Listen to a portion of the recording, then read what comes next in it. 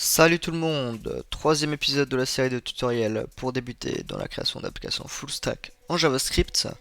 Alors aujourd'hui nous allons voir ce que c'est le développement moderne.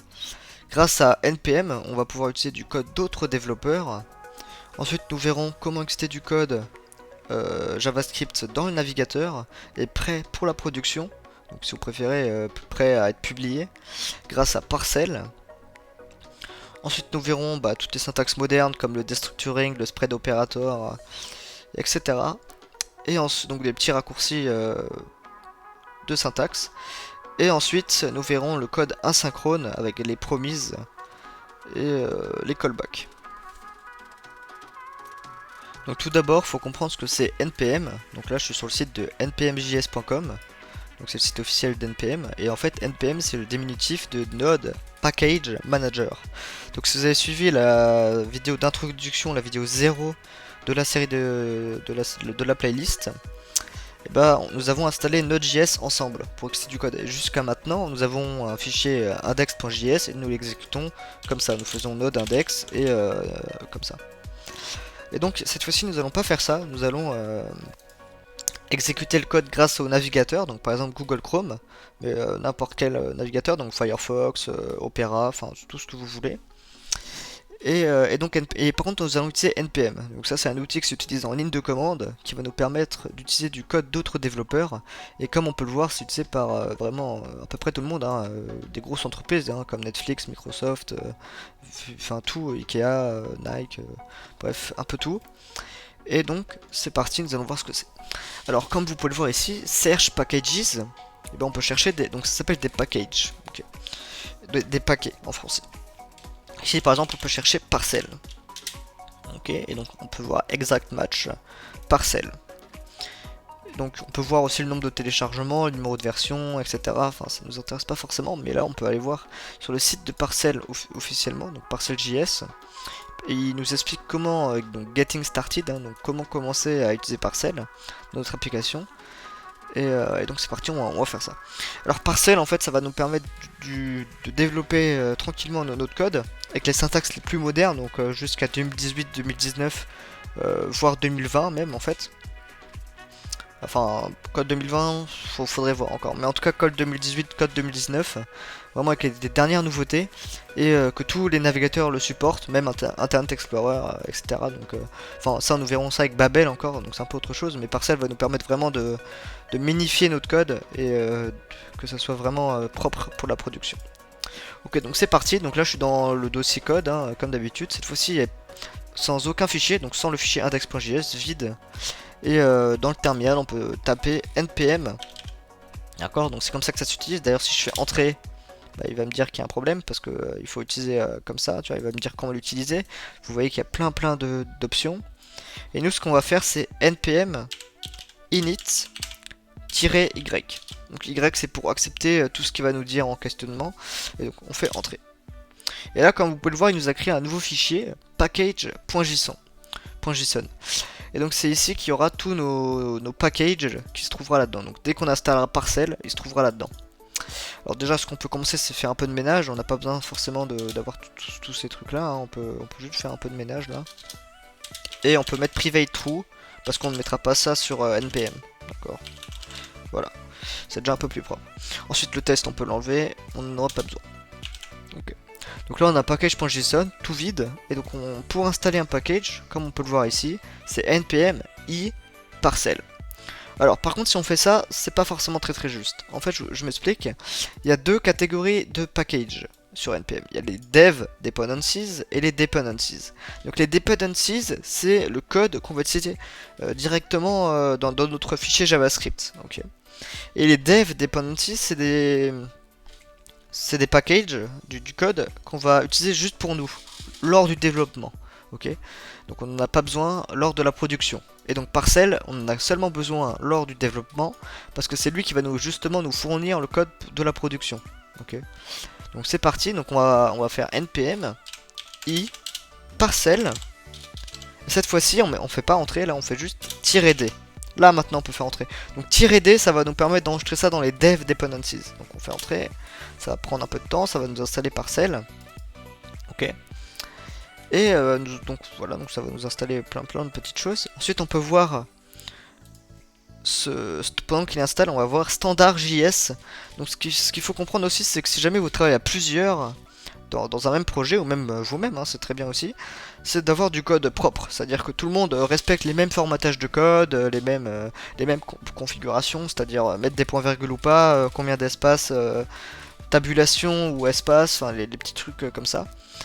Et je sais pas si vous en rappelez, mais la première vidéo, là où vous parliez des bases de la programmation, je vous avais conseillé d'utiliser les points-virgules. Et bien en fait, je vais rectifier un peu ce que j'ai dit. C'est que cette fois-ci, nous n'allons pas utiliser les points-virgules. Alors comme vous voulez, vous pouvez les utiliser. Vous n'êtes pas obligé d'utiliser standard JS comme je vais le faire là maintenant. Mais je vais vous conseiller d'utiliser. Parce que ça va, donc vous voyez, c'est utilisé par les plus grandes compagnies. Hein, donc d'ailleurs, Node.js est là. NPM l'utilise aussi.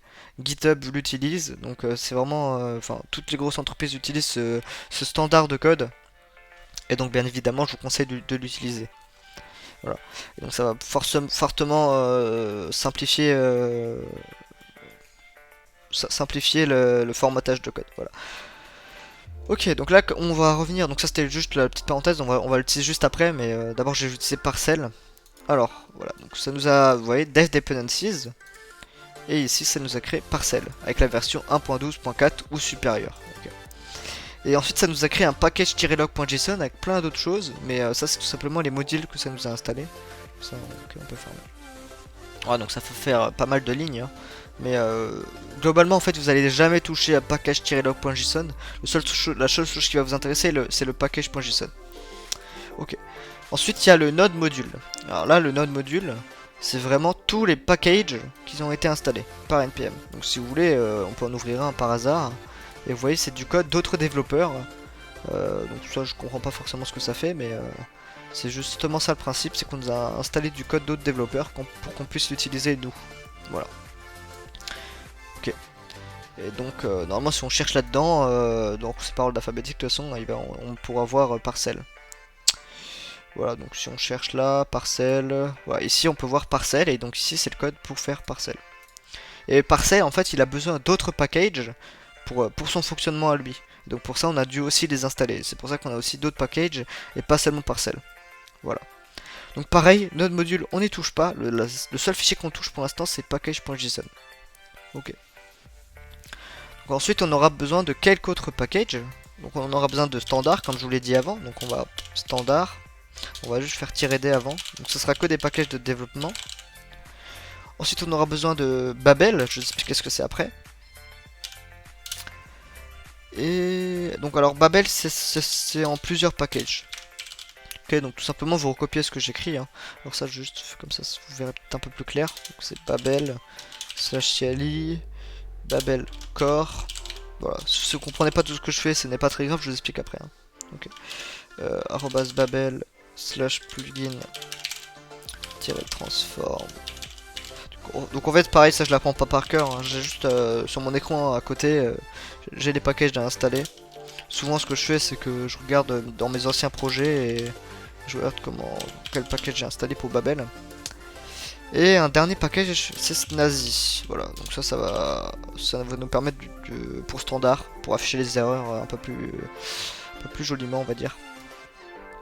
Ouais, donc ici j'ai oublié l'espace. Faut mettre à chaque fois faut mettre un espace entre chaque package. Hein. Voilà. Et donc ici on peut faire entrer. Ouais, donc ça va mettre un peu de temps parce que là ça fait pas mal de packages d'un coup. Ok. Ici il va tous nous les installer dans Dev Dependencies. Ça on va pouvoir un peu réduire. Et on peut voir que notre module il va vraiment être chargé là. Il va avoir vraiment beaucoup de code. Ok. Donc ensuite on va pouvoir créer un nouveau dossier qui s'appelle src. Si ouais ça m'éva. Ok bah ça va. Il a donc ok. Je vais pouvoir vous expliquer alors ce qu'il a fait là. On fera après pour le fichier src. Je pensais que ça allait prendre plus de temps, c'est pour ça. Ok, donc Dev Dependencies nous a installé tous les packages qu'on a avec à chaque fois le numéro de version.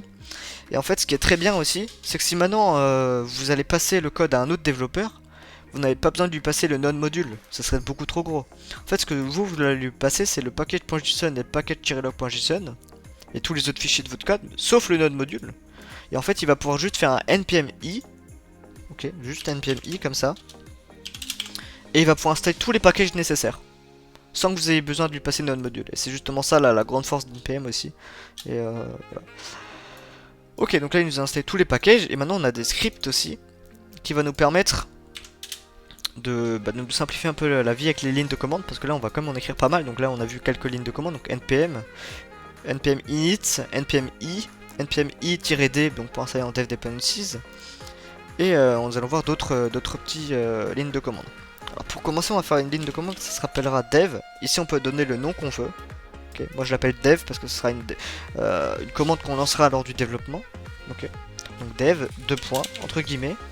Et là cette fois-ci on lancera la commande parcelle. Parcelle.src / index.html. Voilà. On créera juste après le index.html. -p 8080. Donc ça c'est notre première ligne de commande. Ensuite ce qu'on peut faire c'est un nouveau fichier, donc un nouveau dossier. Pas dans notre module, dans le voilà, src. C'est ici que contiendra tout notre code de développement. Okay. Donc voici on fera un nouveau fichier index.html. On fait le truc par défaut. Voilà, on formate un peu le tout et nous avons notre code. Ok. Ensuite, donc là ce que j'ai dit avec Parcel, ça va nous permettre de minifier le code HTML. Je vais directement vous montrer ça après, mais je préfère d'abord faire toutes les lignes de commande de script et après vous expliquer une par une. Donc ensuite il y aura une commande build, ça sera justement pour mettre en production. Okay, donc ce sera un parcel build comme avant en fait. Okay. Sauf qu'il n'y aura pas le port. J'explique juste.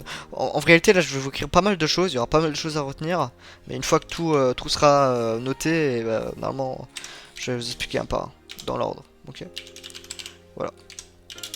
Donc ici ce sera une ligne de commande de standard un peu longue. Mais comme dit, hein, je vous explique tout ça après. Donc il y en aura même deux. Donc je vais copier les deux lignes de commande que j'ai là. Voilà. Ouais. Ok. Voilà, donc ici on a nos lignes de commande. Alors, je vais vous expliquer ça un par un. Donc Parcel, comme je vous l'ai dit, ça va pour permettre de nous lancer le serveur de développement pour voir le résultat de la page index.html. Build, ça va nous permettre de créer un build justement pour avoir un code prêt pour la production. Format, ça va nous permettre de formater notre code correctement. Alors là c'est un peu compliqué, mais en fait ce qu'il va faire c'est il va aller dans le dossier src, il va voir tous les fichiers qui a une extension .js. Ok. Et il va fix, donc fix --fix, c'est pour justement régler les petits problèmes. Ensuite on fait un pipe, snazzy ou true. Donc snazzy ça va nous permettre de mettre les erreurs bien formatées, et ou true ça va nous permettre d'éviter les erreurs npm. Voilà, comme ça on aura juste les erreurs de standard et pas les erreurs de npm, parce que dans ce cas là les erreurs npm on s'en fout un peu. Ok, on a juste besoin des erreurs de standard.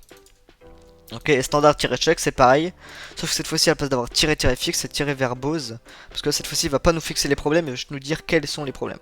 Voilà. Ok, donc ça fait déjà pas mal d'informations d'un coup là, mais vous inquiétez pas, ça va directement rentrer dans l'ordre après. Ok, donc là nous avons notre fichier index.html et on peut directement commencer à exécuter notre première ligne de commande en script. Donc c'est npm run. Là c'est important, c'est dev. Donc dev c'est le nom d'un des scripts qu'on a là. Donc par exemple on aurait pu faire npm run build, npm run format, enfin etc. Ok, donc npm run dev, on fait entrer. Et là vous voyez server running at localhost 8080. Donc on va directement aller à localhost 80. Voilà, localhost 8080. Et vous voyez on a une page blanche. Magnifique page blanche. Avec en plus document et enfin notre page HTML en fait qu'on a ici. Et ce qui est très bien c'est qu'on a le hot reload. Donc ça c'est une fonctionnalité et je vais directement vous montrer. On va juste mettre ça un peu plus petit. Si maintenant ici je mets hello, je sauvegarde. Ok, ouais, il faut rafraîchir la page. Bon, je pense. Ok, et on a hello. Et donc comme ça, on peut voir. On peut voir le résultat du code HTML directement ou du code JavaScript. Ok. Voilà. Donc on a déjà une bonne configuration. Maintenant, il faut qu'on configure Babel pour qu'il puisse convertir notre code. Alors attendez. Donc c'est .babel rc qu'on crée un fichier ici à la racine. Pas dans le src, non, dans la racine. Ok, donc ici. Et on peut coller ça. Donc en fait c'est justement les packages Babel qu'on a installés ici. Donc, plugin transform runtime et preset env. Simplement pour dire Babel comment il doit convertir notre code. Et donc Babel, qu'est-ce que c'est? Eh ben, c'est un compilateur pour la prochaine génération de JavaScript. Donc qu'est-ce que ça veut dire? C'est que ça va convertir notre code en version très très moderne, en version un peu moins moderne pour que tous les développeurs puissent le supporter, comme Internet Explorer, etc. Voilà, donc Babel, très important. Maintenant qu'on l'a configuré, on peut commencer à écrire notre code JavaScript. Cette fois-ci, comme je vous l'ai dit, on va pas exécuter notre code JavaScript avec Node, on va l'exécuter avec le navigateur, comme Google Chrome. Donc ici, par exemple, j'ai la console d'ouverte. Donc souvenez-vous, pour faire ouvrir la console, c'est inspecter. Je pense que vous avez déjà fait du HTML, je pense que vous savez ça. Et donc ici, on est dans la console JavaScript. Alors, pour ce faire, donc nous allons aller dans index.html et nous allons faire un nouveau un script. Ok, on va mettre src égale ./js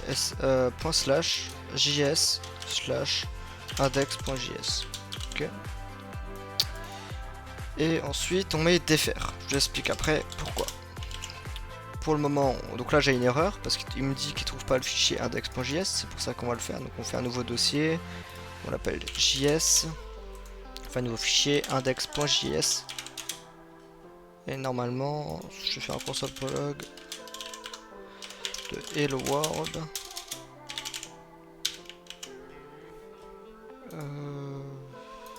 Ok. On va relancer. Voilà, et donc là si j'actualise hello world. Donc c'est bon, ça fonctionne parfaitement. Notre fichier JavaScript est inclus dans la page. Et donc pourquoi défaire? Alors défaire, ça va permettre d'exécuter le code JavaScript à la toute fin. Donc vous avez remarqué le tag script, je l'ai pas mis dans le head, je l'ai mis à la toute fin, juste avant le body. Comme ça, on est sûr que tout est bien chargé avant de charger le JavaScript. Okay, vous voyez que plus tard, quand on manipulera le DOM, pour l'instant je vous en ai pas parlé, mais dès qu'on manipulera le DOM, ça sera très important de faire ça. Et défaire, c'est pour vraiment être sûr que ce sera vraiment à la toute fin que ça soit exécuté. Voilà. Donc là on a le fichier JavaScript qui fonctionne parfaitement. On peut donc ça là j'ai fait Shift Alt F sur VS Code, ça permet de formater mon code. Et pareil sur index.html, je peux formater mon code, mais là c'est déjà formaté. Ok. Alors maintenant, comme on peut voir ici, c'est qu'à chaque fois que donc on va faire des changements, je CTRL S, regardez, à chaque fois il va recharger ce petit script là, c'est Parcel. En fait, Parcel, à chaque fois qu'il va avoir du changement, il va rebuild les changements. Donc ici on a un fichier cache, donc ici c'est le cache pour Parcel, pour pas qu'il puisse à chaque fois rebuild le tout. Imaginez vous avez un gros projet, si jamais vous faites un changement sur un petit fichier, il vaut mieux que ce soit juste le petit fichier qui soit changé, pas le reste. Donc ça c'est ce qui permet le cache, donc ça on n'y touche pas. Et le dist, c'est le JavaScript généré, généré pour que ça marche sur à peu près tous les navigateurs. Okay. Et normalement, si on regarde, il y aura marqué console.log hello world. Je sais pas exactement comment ça fonctionne, mais voilà. C'est le code qui permet le fonctionnement de Parcel. Ok. Et donc dist, c'est alors je vais faire CTRL C. Donc CTRL C c'est pour arrêter le script en cours. Si maintenant je fais npm run build. Ouais, bah, nouveau build, donc ça fera un peu de temps, mais voilà. Donc c'est là, si maintenant je vais dans dist, je vais par exemple dans ce fichier là. Voilà, comme ça. Vous voyez, c'est super minifié. Vous voyez comme c'est tout petit. Alors, plus c'est petit, mieux c'est, parce qu'en fait, moins l'utilisateur, enfin, moins le visiteur de notre site aura besoin de charger des kilobytes de JavaScript. C'est beaucoup moins lourd. Voilà, et donc ça, c'est ce que permet Parcel. Voilà, donc ça c'est fait. Alors là, donc ça maintenant le dist on pourrait le mettre sur un serveur Apache, donc un serveur simple, normal, pour servir du HTML quoi. Et vous voyez que même le HTML est minifié, vous voyez. Entre le HTML que nous on a écrit et le HTML que Parcel propose, voilà, c'est vraiment pour minifier le tout. Ok, Et donc ça c'est fait. Maintenant nous on n'est pas en train de faire pour la production, on est en train de faire de développer. Donc pour le moment on fait npm run dev, ce sera beaucoup plus simple. Voilà, donc build, et maintenant si je rafraîchis, pareil, j'ai accès à mon hello world. Ok, bah très bien, maintenant on peut écrire du JavaScript. Bon, tout est configuré. Et donc juste, donc, on va justement, donc ouais, on va écrire du JavaScript. Et jusqu'à maintenant, on écrivait tout sur un seul fichier. Quand on écrivait dans le code dans les bases de la programmation et dans l'orienté objet, à chaque fois on faisait tout dans un seul fichier JavaScript. Sauf qu'en réalité, vous imaginez bien que pour une grosse application, on préfère séparer en plusieurs fichiers. Par exemple, on met une classe par fichier. Donc ce qu'on pourrait faire ici, c'est un nouveau dossier. On peut l'appeler classe. Ok. On fait un nouveau fichier, on va l'appeler personne. Okay. Personne.js. Et ici, on pourrait mettre le code de la classe personne. Qu'on avait fait dans la vidéo juste précédemment. Donc voilà, très simple. Et alors, donc ça on l'avait pas écrit encore, donc voilà. Donc ça c'est la classe personne. Maintenant si j'ai envie de l'utiliser un peu plus, par exemple dans mon index.js j'ai envie de faire une nouvelle personne. Comme je l'avais appris, on faisait const divlo égale new person. Et on mettait les données comme on veut. Voilà. Donc on faisait ça comme ça. Le problème c'est que si je fais ça, j'aurai une erreur. Regardez, j'ai une erreur.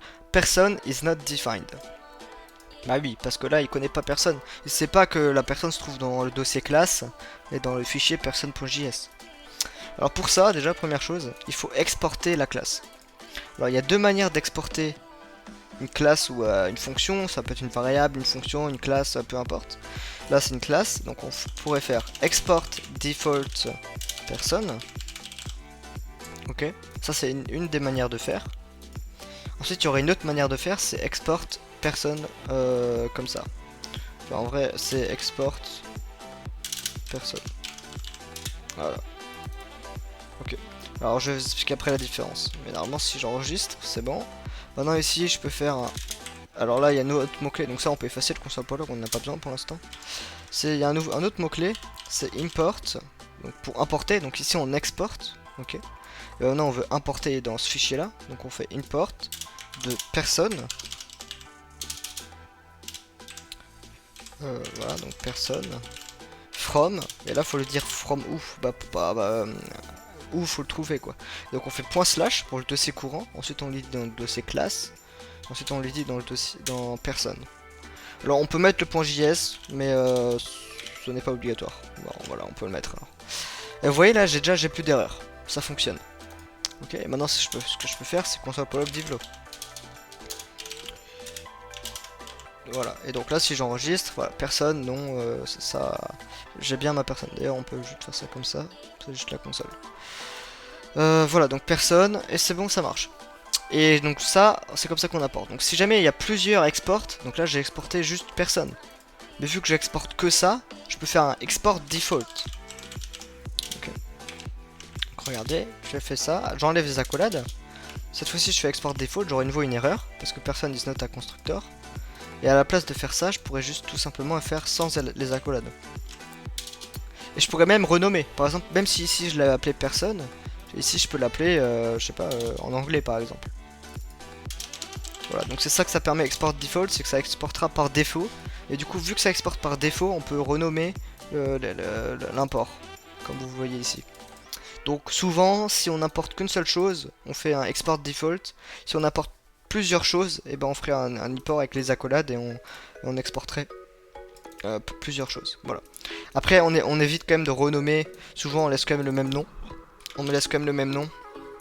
Donc, nous, personne et personne.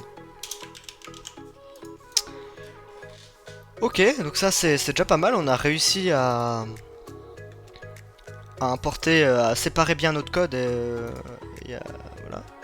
Maintenant, ce qu'on va faire, c'est donc là pour l'instant, on utilise Parcel. Parcel, Babel, Standard, on utilisait plein de choses là. Sauf que c'était que des dev dependencies. Maintenant, ce qu'on va faire, c'est installer une vraie dépendance qu'on va essayer dans notre code à nous pour nous simplifier un peu la vie. Donc pour faire ça, qu'on va importer ici comme ça en fait, on va importer de la même façon. Donc ici, je vais ouvrir un nouveau terminal. On va aller chercher sur npm ici, et on va chercher ms. Ok. ms, on peut rechercher ici. Ça charge, voilà, donc on peut voir que c'est une très grande librairie, enfin très connue, 49 millions par semaine là, ça fait vraiment beaucoup, hein, comme vous pouvez le voir. Et cette librairie elle fait quoi? Donc c'est pas forcément très utile, enfin ça dépend des cas en fait, vous verrez que ça peut être très utile dans de nombreux cas, mais là c'est juste pour vous montrer en fait. Et regardez, donc si on fait ms entre parenthèses 2 jours, bah il va nous mettre le nombre de millisecondes qu'il y a en 2 jours, vous voyez, ce genre de petites choses. Vous voyez, 5 secondes, 5000. En fait, on lui rentre une valeur ici, donc les heures, les jours, les mois, enfin, etc. Et il va nous donner le nombre de millisecondes. C'est une petite librairie un peu utilitaire, quoi. Donc ici, on peut faire npm ms, on peut copier ça. On va le coller là. On colle, donc ça met un peu de temps, hein. Pendant qu'il le télécharge, on peut faire import ms from ms. Là vous avez remarqué, j'ai pas fait point slash, ou j'ai fait aucun slash, rien du tout, parce que si je mets pas de point slash, il va directement chercher node module. Ok. Et vu que là, je viens d'installer dans node module ms, et bah je peux y accéder. Alors maintenant ce que je peux faire c'est, donc ça j'en ai plus besoin. D'ailleurs je mets pas de point virgule, donc ms entre parenthèses, par exemple 5 secondes du coup. Je fais CTRL S, je regarde, donc normalement ça c'est rebuild. Je vais voir le résultat. Et vous voyez 5000. Voilà, donc c'est une petite librairie comme ça. Vous verrez qu'il y en a plein de librairies très connues et très utiles dans vos projets. Donc n'hésitez pas à rechercher un peu des packages. Ok, donc c'est déjà pas mal. Ce qu'on a réussi à faire, c'est d'utiliser du code d'autres développeurs, de séparer notre code en plusieurs morceaux, à formater notre code. Donc là, ce qu'on peut faire, regardez, c'est faire npm run standard-check. Standard-check. Ouais, et donc là, il nous dit qu'il y a des erreurs, vous voyez. Divlo is assigned a value but never used. Donc là, il nous dit tout simplement que Divlo est assigné à une valeur, sauf qu'on l'utilise pas. Donc c'est un peu inutile. Parce que là, c'est un peu de la perte de performance. Si on crée une nouvelle variable et qu'on l'utilise pas, c'est pas très bon. Donc là, ici, on peut l'enlever. Ensuite, il va nous dire que personne est never use. Donc on peut aussi l'enlever. Voilà. Et ensuite il nous dit too many blank lines, voilà. Et donc maintenant si je refais un standard-check, normalement ça devrait... Voilà, vous voyez, j'ai plus d'erreurs. Alors pourquoi, à quoi ça sert standard? Bah standard ça vous permet d'écrire du code propre et bien organisé. Comme ça il vous a dit les erreurs, par exemple il vous a dit que Divlo, la variable Divlo n'était pas utilisée. Et bah il va vous le dire. Ça vous permet vraiment de, quand vous êtes en équipe ou même, voilà, comme je vous l'ai dit en solo, de bien écrire du code. Voilà. Et donc ça c'est, donc rappelez-vous, un standard-check, c'est le script que j'ai mis dans package.json ici. Voilà, quand je fais npm run standard-check, ça va exécuter tout ça. Ok. Voilà, donc c'est déjà pas mal, hein. Maintenant, là c'était juste pour l'exemple, hein. Maintenant on peut continuer un peu et aller un peu plus loin. Et cette fois-ci on verra ce que c'est le destructuring, le spread operator, etc. Donc on va passer au syntaxe moderne. Alors déjà ça je peux enlever, j'en ai plus besoin. Je peux aller ici. Alors si jamais, voilà, ça c'est aussi très utile. Maintenant vous avez fini de, enfin vous avez plus besoin du package. Vous l'avez installé mais vous en voulez plus en fait. Alors, regardez, vous pouvez faire un npm uninstall et le nom du package que vous voulez désinstaller. Donc ici dans notre cas ça serait ms. Du coup ça va le supprimer de don module et du package.json. Vous voyez, et normalement... Voilà, vous voyez, dans Dependencies, maintenant c'est une voie un objet vide. Voilà. Ok, donc maintenant on peut réduire un peu ça, on n'a plus trop besoin, on peut aller dans le parcel et on peut continuer à écrire du code. Alors, ce qu'on peut faire déjà, c'est un user, donc voilà, const user, hein, donc c'est un nouvel objet, c'est pour l'exemple.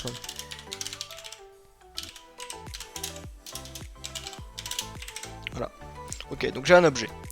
Maintenant, ce que j'aimerais, c'est récupérer la variable name, enfin la clé name et la clé âge directement sans avoir besoin, parce que là, si on veut récupérer ça, ça serait user.name. Vous êtes d'accord avec moi?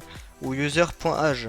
Sauf que imaginez, vous avez plein de propriétés et tout, bah c'est pas très top. Vous pouvez directement appeler ça name et ça âge.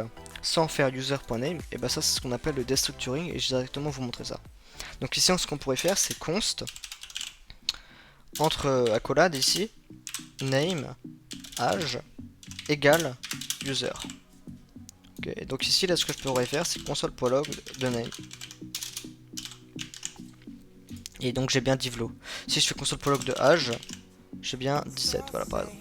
Et donc c'est ça que ça sert le destructuring, ça permet de vraiment simplifier un peu notre vie là, à la place de faire tout le temps user.name, user.age, je sais pas, adresse email par exemple, etc.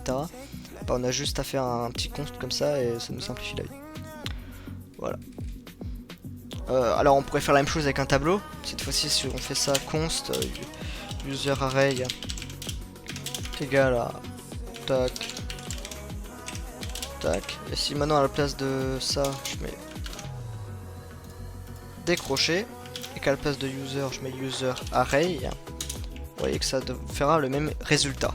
Parce qu'en fait ce qu'il va faire c'est qu'il va prendre l'index à la valeur de l'index 0, la valeur de l'index 1, la valeur de l'index 2, ok, par exemple ici.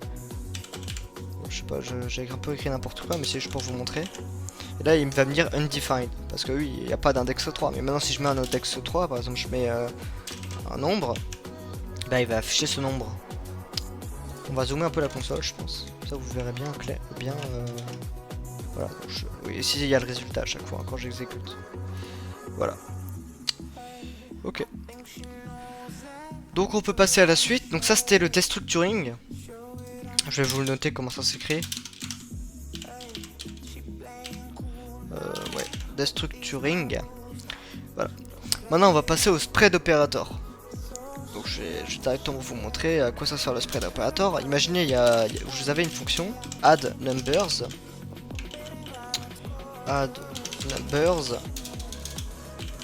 qui prend plusieurs nombres. Ok, donc numbers. Et vous voudrez ajouter ces nombres. Donc là ce que vous pourrez faire c'est retourne. Alors là vous n'avez pas forcément besoin de comprendre ce que je vais faire. Le plus important c'est que vous compreniez le spread operator. Mais voilà, donc là accumulator current value accumulator plus current value. Ok, donc tout ça simplement c'est que ça va prendre un tableau en nombres. Donc number ça sera un tableau de nombres et il va additionner tous ces nombres et nous retourner le résultat. Okay. Donc ici si je fais console.log de add numbers de je sais pas de ça,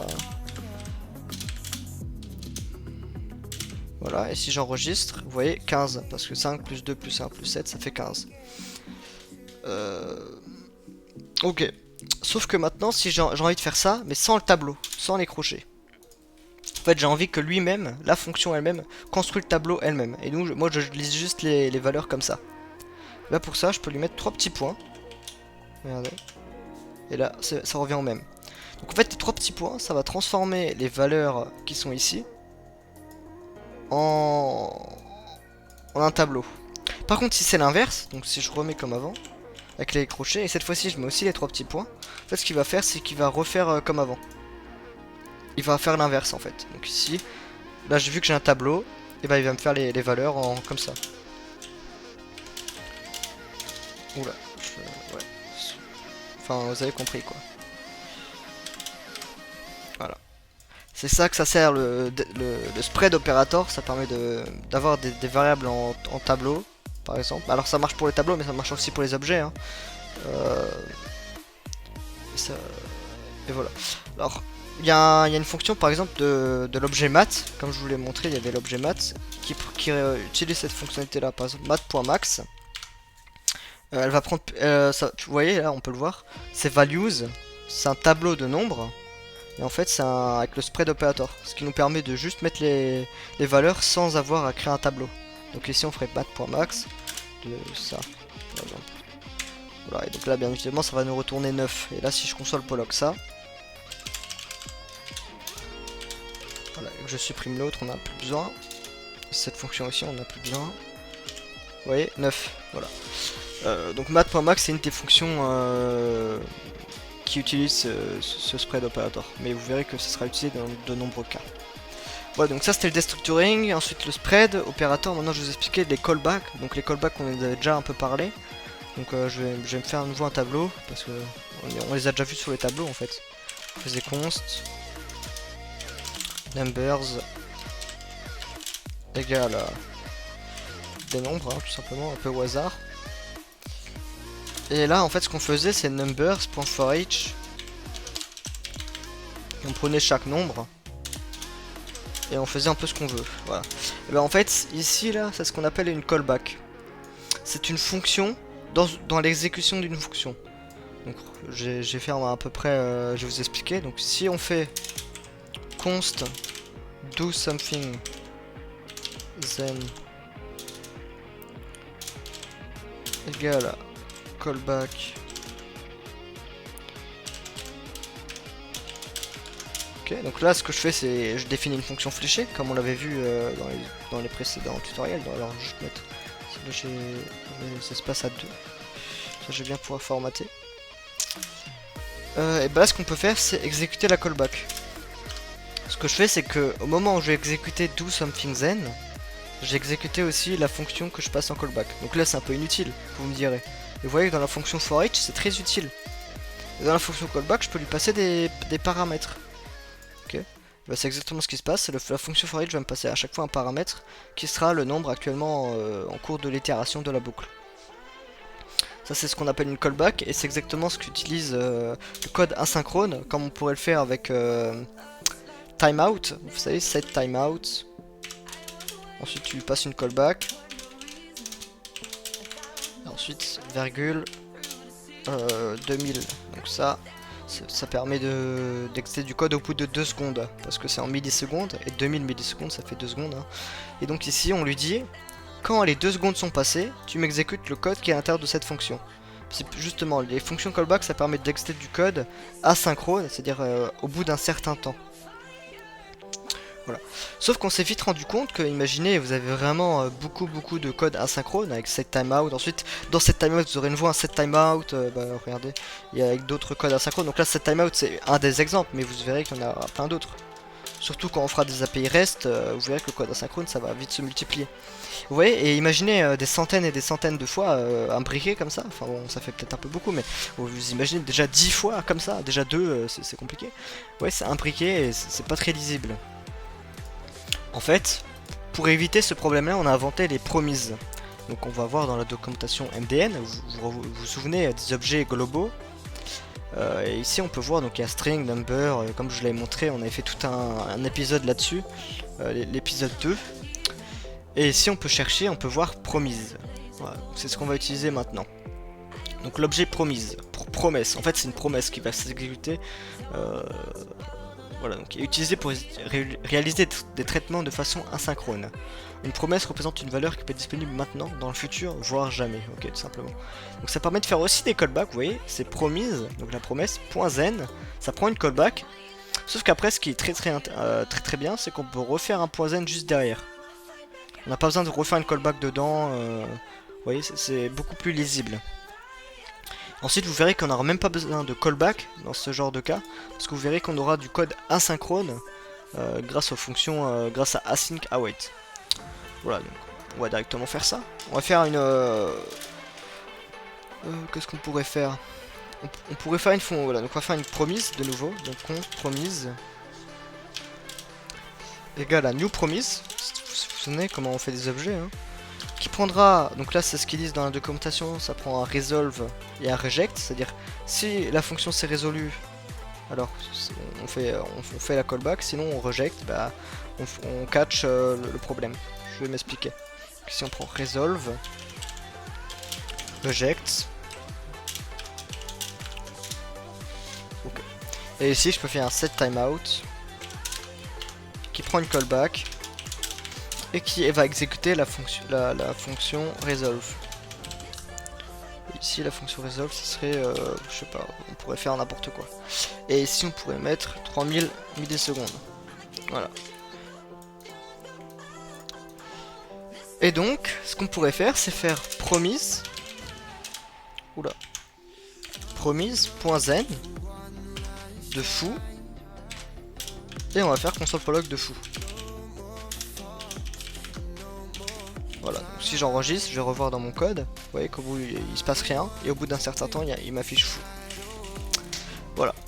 Sauf que bon, maintenant vous me direz, c'est pas très utile. Mais surtout ça rend presque la syntaxe un peu plus compliquée. Bon, là je suis d'accord avec vous, c'est plus compliqué que directement écrire ça. C'est plus simple d'écrire ça directement comme ça.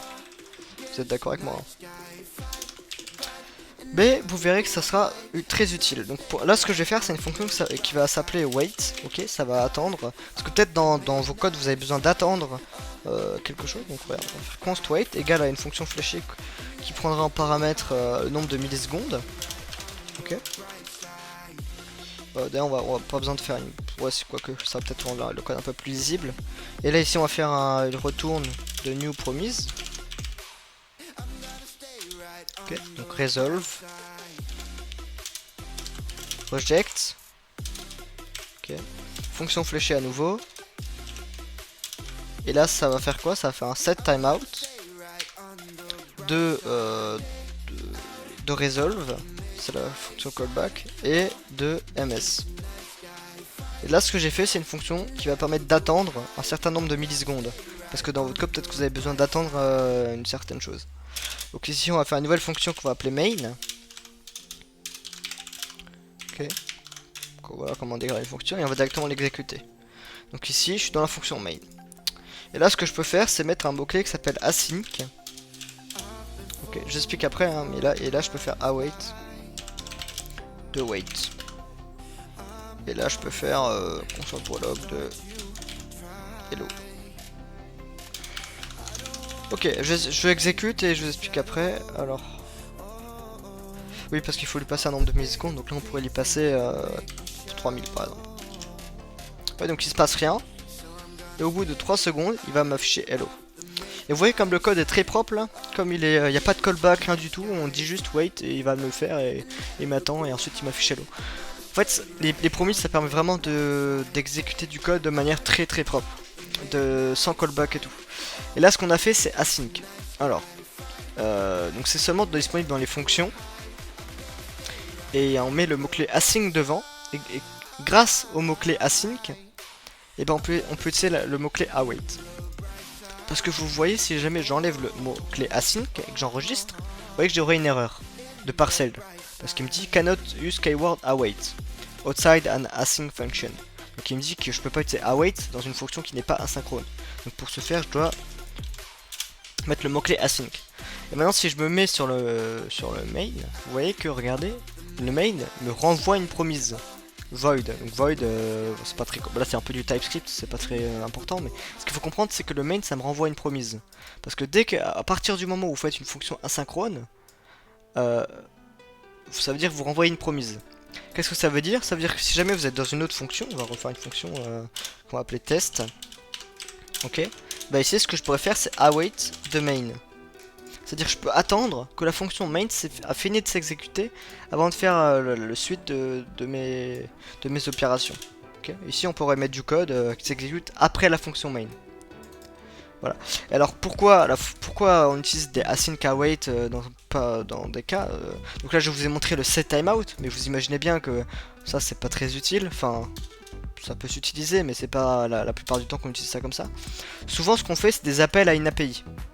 C'est-à-dire qu'on va faire une requête HTTP, donc une requête vers un site web, et on va attendre que le résultat nous envoie du JSON, des données. Ensuite, on va pouvoir faire écrire dans un fichier avec Node.js, on va pouvoir créer un nouveau fichier, en supprimer, etc. Et ça, tout ça, ça met du temps. Le temps que ça se fasse, bah, si jamais on veut continuer et continuer des opérations suivant le résultat de l'exécution de la fonction, et ben on peut await et comme ça on peut directement attendre avant de faire la suite. Et donc c'est ça que c'est très utile, le code asynchrone, async await et les promises. Voilà. Alors j'espère que je vous ai pas trop perdu, c'est pas forcément très simple au début, mais vous verrez qu'une fois vous avez fait quelques entraînements, ça rentrera tout seul. Voilà. Et donc, ah oui, pour l'instant je vous ai pas encore montré reject, pour l'instant je vous ai montré que resolve. Mais en fait resolve c'est la fonction qui va s'exécuter au moment où le code s'est bien passé. Et vous imaginez bien que si jamais on fait une requête à l'API et en fait l'API n'existe pas, ok, ça peut arriver, ou elle nous renvoie une mauvaise valeur parce qu'on n'a pas rentré les bonnes informations, et bah on rentrerait dans le reject. Et du coup, pour faire un reject avec le async await, et ben on pourrait faire un try couch en fait. Donc on pourrait essayer, tu vois, ici on peut faire essayer de await. Et sinon, s'il y a une erreur, et ben on peut faire console.log. Oups, il y a une erreur. Enfin, vous voyez le truc. Hein, oups, il y a une erreur. Voilà. Alors là, là on fait console.log. Hein, mais vous imaginez bien qu'on. Voilà, donc on va enlever ça. C'est comme ça, on n'aura plus l'erreur. Et voilà. Regardez. Maintenant, si je fais set timeout de reject.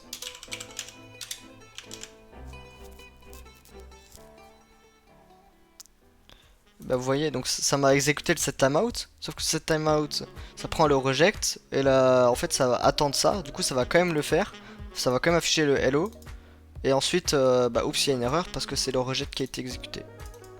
Donc oups, il y a une erreur, et hello. Voilà, voilà, alors en vrai, ce qu'on pourrait faire, c'est console.log de hello. Ici, normalement, là, il y aura marqué oups, il y a une erreur, et pas hello, vous voyez, parce qu'il a eu une erreur.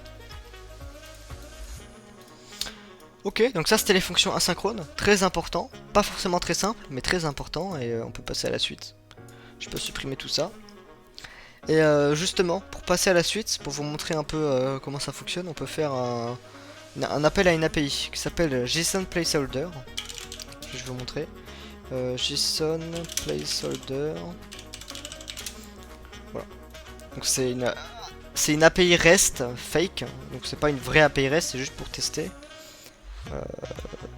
Donc, pour ceux-là qui ne connaissent pas ce que c'est une API, de toute façon on va faire nous-mêmes une API nous-mêmes, mais c'est tout simplement... Bah regardez, je vais vous montrer, on va prendre ça. Donc là je suis sur le site jsonplaceholder.tpcode.com/post. Et vous voyez, ça nous renvoie du JSON. Vous voyez qu'à chaque fois user ID, l'ID, le title, le body, avec du texte un peu factice, hein, qui veut un peu rien dire, mais c'est juste pour le test. En fait, ça va nous permettre de récupérer des données. Comme ça, on va pouvoir l'afficher dans notre site. Okay. Et donc ici, ça nous donne des données. Et alors maintenant, si j'ai envie de récupérer ces données-là pour les afficher sur mon site à moi, bah, ce que je peux faire, c'est copier cette URL-là. Ensuite, je peux faire un window. Le window, on le verra un peu plus tard. C'est un objet aussi global dans le navigateur. Nous verrons ça dans la prochaine vidéo, quand on parlera de la manipulation du DOM. Mais pour l'instant, retenez que juste window, c'est un objet global qui a plusieurs méthodes, et dont une méthode qui s'appelle fetch, okay, qui va prendre en premier paramètre une URL. Ici, l'URL, ce serait ça. Et en fait, c'est quelque chose d'asynchrone. Vous voyez, si on va dessus, on peut voir que...